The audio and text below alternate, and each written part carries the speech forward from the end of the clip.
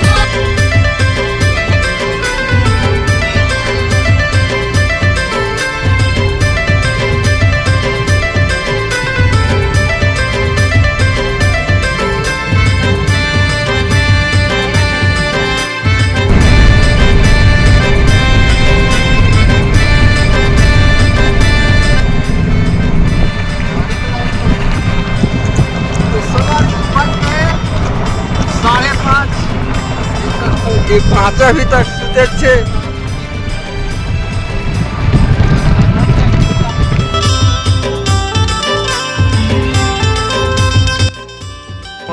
Good morning. तो संगवारी हो हमन लगभग 6 बजे पहुंच गए हैं। तो हमन अभी चाह ना पीबो ये वाले होटल में, ये सब सोए।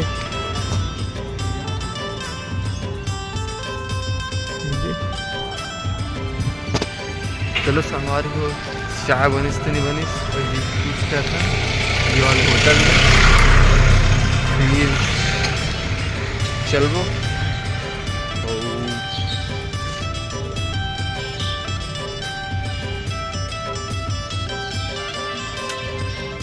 सब सो गए। मिलता वीडियो में बनेगा।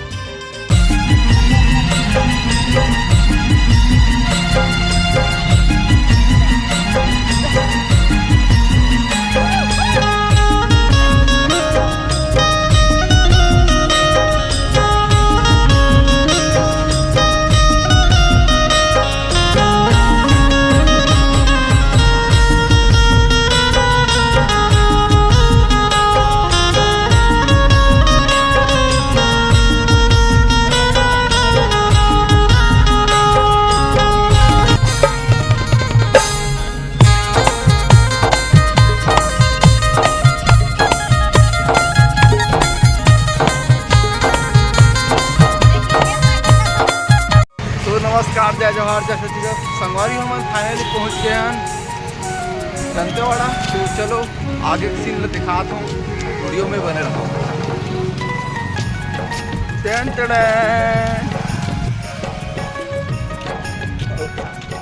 ये दुकान भात खाए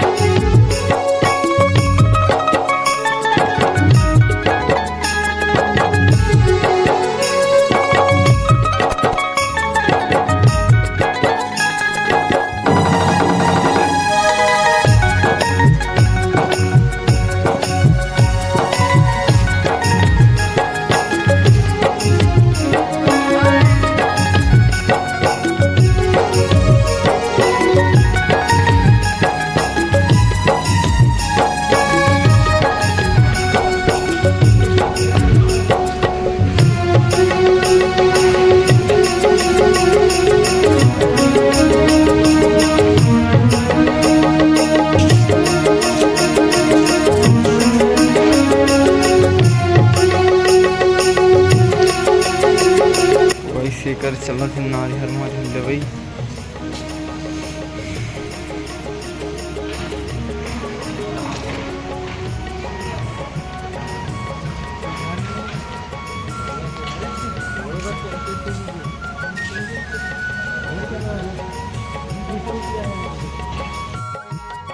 तो फाइनली ये दे लेवा गए नारियल वगैरह कमन के बच्चे मन ले थे फिर बाद चलबो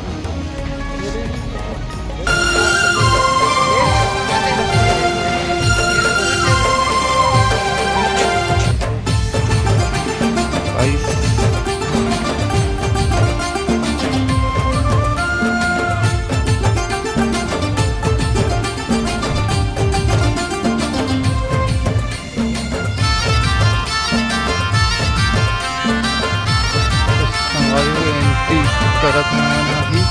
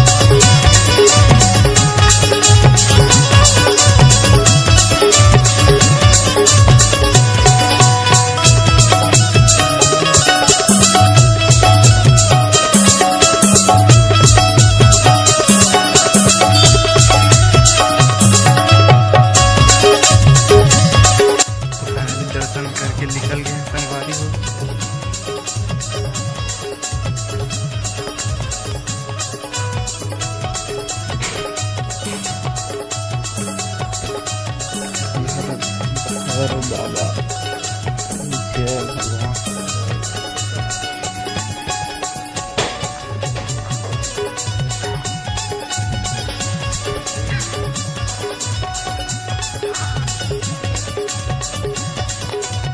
संगीत मिल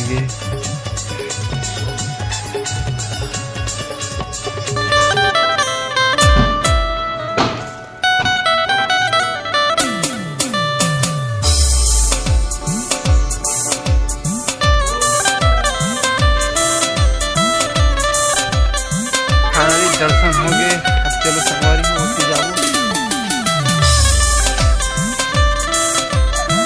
जाके माहौल के मजा उठाओ संगवारी। चलो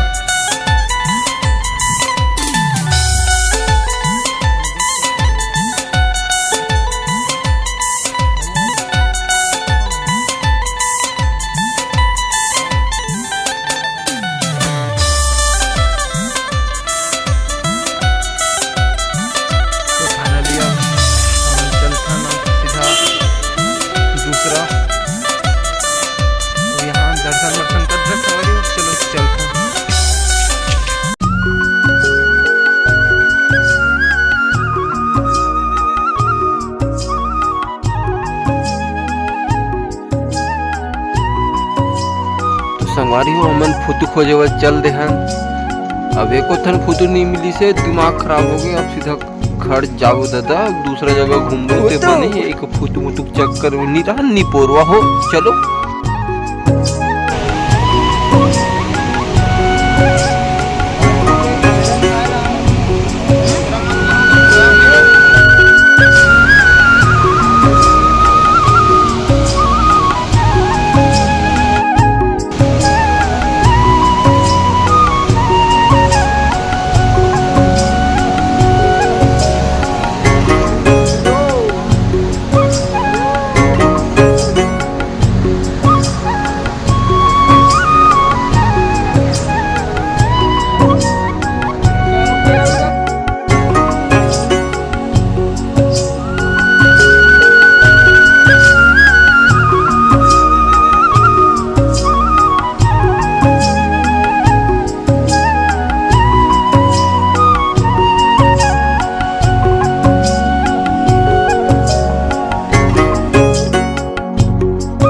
संगवारी हो हम चलते हैं सीधा घर। अब संगवारी वीडियो यही कर एंड कर संगवारी हो। कैसे लगे इस वीडियो तल कमेंट करके बताओ संगवारी। संगवारी हो हमारा दिक्कत नींद लगत नहीं।